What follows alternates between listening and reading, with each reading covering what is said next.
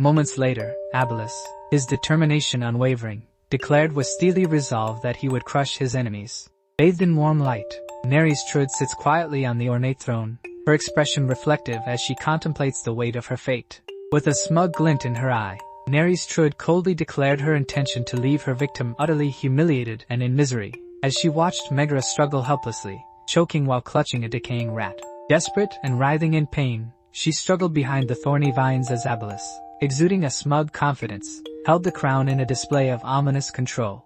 Meanwhile, Nereis, her voice resolute and chilling, pronounced that they would be condemned to endless suffering in the depths of hell, while Abalus watched impassively and Megara cowered in fear. With a somber expression, Nereis extended her hand against the dark red backdrop, warning that others would merely become pawns manipulated without ever understanding the true reason.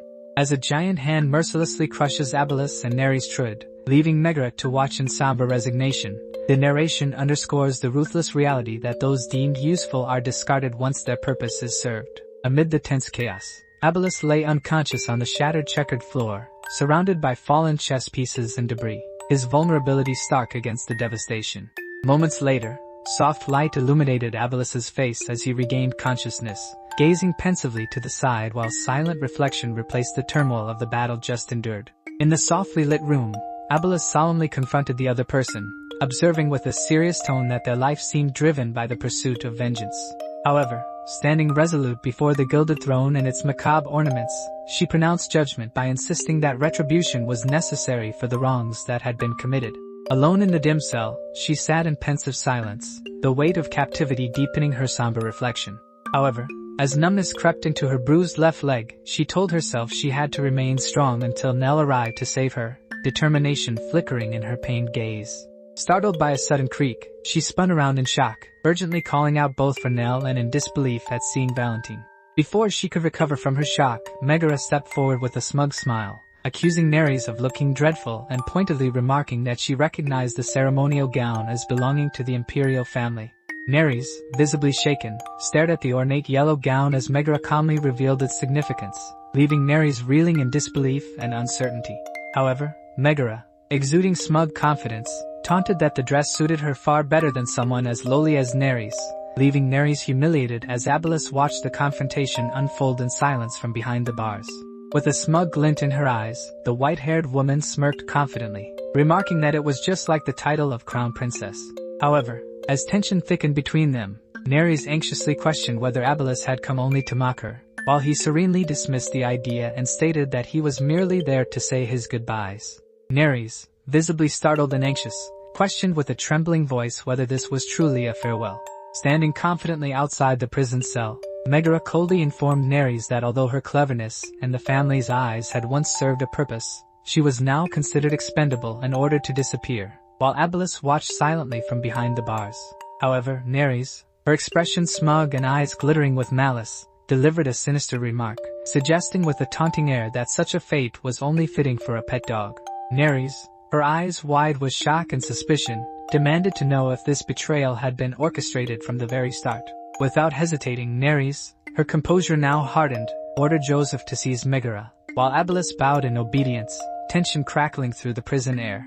However, as desperation overwhelmed her, she suddenly grabbed Abalus's hand and cried out in anguish, demanding to know why this was happening. In response, still held tightly in Abalus's grip, she pleaded through her tears that she had done everything he had asked, her voice raw with desperation. However, Nereis, her frustration mounting, began to struggle more violently against Abalus's hold and demanded that Joseph release her, insisting with defiant urgency that she was Nelysion's sister.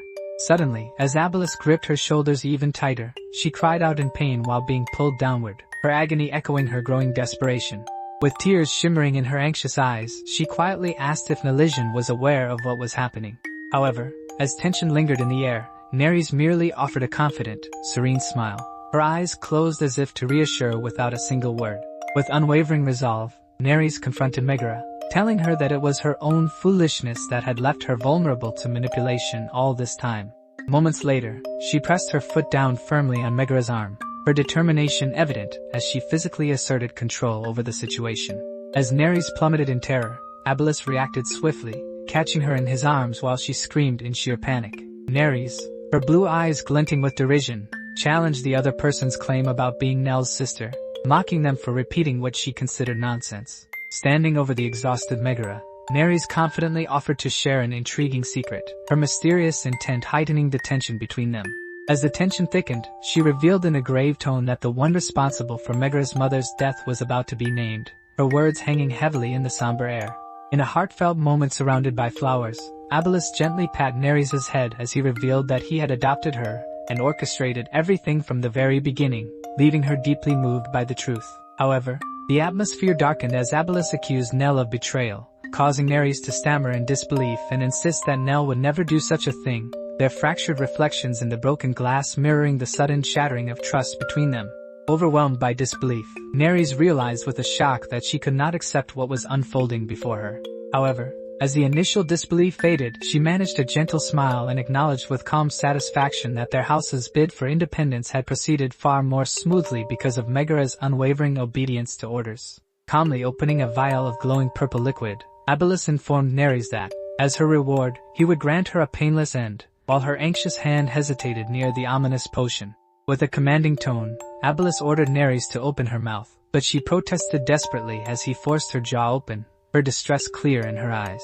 In the dimly lit stone room, as Abelis steadied the frail Nerys, Megara compassionately administered the glowing potion, quietly remarking that at least the truth was revealed to her before the end. With a smug glint in her eyes, Megara mockingly asked if Nerys was grateful for Princess Camille's mercy in granting her a painless death, her laughter echoing in the tense silence as Nerys listened without a word.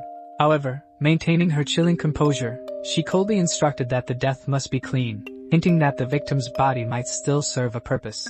Nerys, her eyes wide with disbelief as a hand gripped her chin, reeled from the stunning realization that even Princess Camille had been complicit in the betrayal. With a gentle smile and warmth in her eyes, Nerys expressed her gratitude, telling Megara that she had been quite helpful. Just like a pawn on a chessboard, Nerys was forced to swallow the mysterious purple liquid, her tear-filled eyes reflecting her desperate sense of helplessness. Swallowing nervously, Nerys struggled to accept that her devotion had amounted to nothing more than being used as a pawn, regret flooding her expression as a drop of blood fell from her mouth. Surrounded by swirling, ominous energy, Nerys confronted the emptiness, her voice trembling as she demanded to know how, after giving everything to her house and the Empire, she could now be cast aside. Her desperation mounting, she silently wondered what fault she had committed, questioning if her glowing, unusual eyes and humble origins were the true cause of her rejection. Nerys, her mouth bloodied and her face shadowed by tangled hair, desperately questioned whether that was the only reason, insisting that the situation was not fair. With her furious gaze framed by a cascade of reddish-brown hair against the ominous darkness, Nerys Trud declared in a trembling voice that she would place a curse upon her enemy. As the weight of her wounds forced her to the floor, she vowed with defiant anguish that everyone before her would suffer her curse. Bathed in the cold glow of the floor, the pale, white-haired woman lay motionless as blood spread beneath her, shock and pain still etched across her wide, unblinking eyes. As the silence deepened, a broken hourglass spilled crimson liquid within its shattered shell, the light around it intensifying the sense of irreversible loss.